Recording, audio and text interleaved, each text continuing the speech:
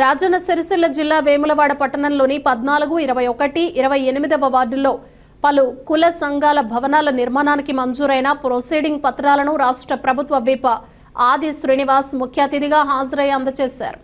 ఈ సందర్భంగా ఆయన మాట్లాడుతూ వేములవాడ పట్టణ పరిధిలో ఇప్పటి వరకు 43 కుల సంఘాలకు 2.5 కోట్ల నిధులు మంజూరు చేసి పత్రాలను అందజేశామని తెలిపారు. ప్రజల కోసం అనేక సంక్షేమ పథకాలు అమలవుతున్నాయని గుర్తు చేశారు. వాటిల్లో ఆర్టీసీ బస్సుల్లో ఉచిత ప్రయాణం, 500 రూపాయలకి సిలిండర్, ఆరోగ్యశ్రీ కింద 10 లక్షల బీమా, 200 యూనిట్ల ఉచిత కరెంట్, సన్న బియ్యం, నూతన రేషన్ కార్డులు, ఇందిరమ్మ ఇళ్లు వంటి పథకాలను వివరించారు.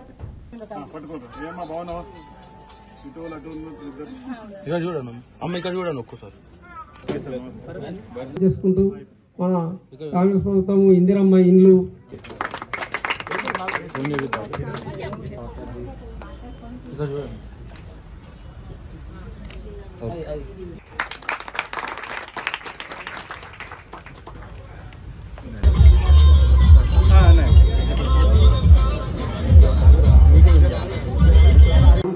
ప్రజలు కోరుకునే పనులు, గత నాయకత్వం చేయలేని పనులు నా దృష్టికి వచ్చినప్పుడు ఒక సవాలుగా తీసుకున్న ప్రయత్నం, వాటిని అమలు చేసే ప్రయత్నం చేస్తాం. సరే, అలాంటి నిర్ణయాలు తీసుకున్నప్పుడు ఒకరిద్దరికి నష్టం జరగచ్చు, కానీ ఆ నిర్ణయం వల్ల వేలాది మందికి లబ్ధి జరుగుతుందన్నప్పుడు తప్పనిసరి పరిస్థితిలో కఠినమైన నిర్ణయం తీసుకున్న సందర్భం వచ్చిన సందర్భంలో నేను అనేక సందర్భాలు చెప్పిన, బహుశా ఒకరిద్దరికి ఇక్కడ నష్టం జరుగుంటే వారిని కూడా గుండెల్లో పెట్టుకునే విధంగా భవిష్యత్తులో వారికి కూడా సహకారం చేసే విధంగా ప్రభుత్వం పక్షాన కావచ్చు, వ్యక్తిగతంగా చేస్తానే మాట కూడా ఇచ్చిన సందర్భాన్ని మీ అందరికీ కూడా ఇస్తారు. ఇక్కడ ఉన్నటువంటి మీ వర్గాల ద్వారా కూడా గుర్తు చేసేటువంటి ప్రయత్నం చేస్తూ 54 సంవత్సరాలకు ఎదురు చూస్తున్న రోడ్డు వేలకు సంబంధించి నిర్ణయం తీసుకున్నప్పుడు కొంతమందికి ఇబ్బంది కలిగిన మాట వాస్తవమే. వారి త్యాగాలు కూడా మరవలేదని చెప్పి అనేక సందర్భాలు చెప్పిన, ఒక నిర్వాసితులు నష్టపోతే మరో ప్రాంతంలో వారికి లాభం అని ఈరోజు ప్రాజెక్టులలో కూడా ఇబ్బంది వచ్చినప్పుడు కూడా వారిని కాపాడే ప్రయత్నం చేసుకున్న సందర్భంలో బాగానే ఇక్కడ కూడా మనం కార్యక్రమం చేసుకున్నప్పుడు చూస్తే 3వ బ్రిడ్జికి సంబంధించి కార్యక్రమం అమలు చేయాలని చెప్పి నిర్మాణం చేయాలని చూసి ఫౌండేషన్ కూడా వేసినాం.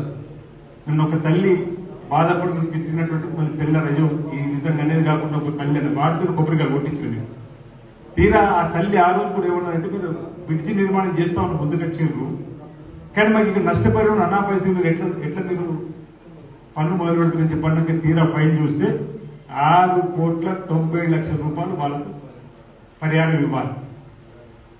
అంటే అప్పటికి 9 సంవత్సరాలు వాళ్ళు 10 సంవత్సరాల పరిపాలనలో భూసేకరణకి 70 ఇవ్వలేదు. మళ్ళీ నేను రేవంత్ రెడ్డి గారి దగ్గరికి వెళ్ళి, కోమటిరెడ్డి వెంకరెడ్డి దగ్గరికి వెళ్ళి 6,90,00,000 తీసుకొని వచ్చి వాళ్ళకి ఇచ్చేటువంటి ఏర్పాటు చేయడంలో కాస్త ఆలస్యమైంది తప్ప, వచ్చిన వాళ్ళకి డబ్బులు ఇచ్చినాం, తీసేసినాం. ఇది కూడా 47 కోట్ల రూపాయలు డబ్బులు తీసుకొని వచ్చినాం. వాళ్ళందరూ కూడా నష్టపరిహారం 2013 భూసేకరణ చట్టం ప్రకారం ఇచ్చే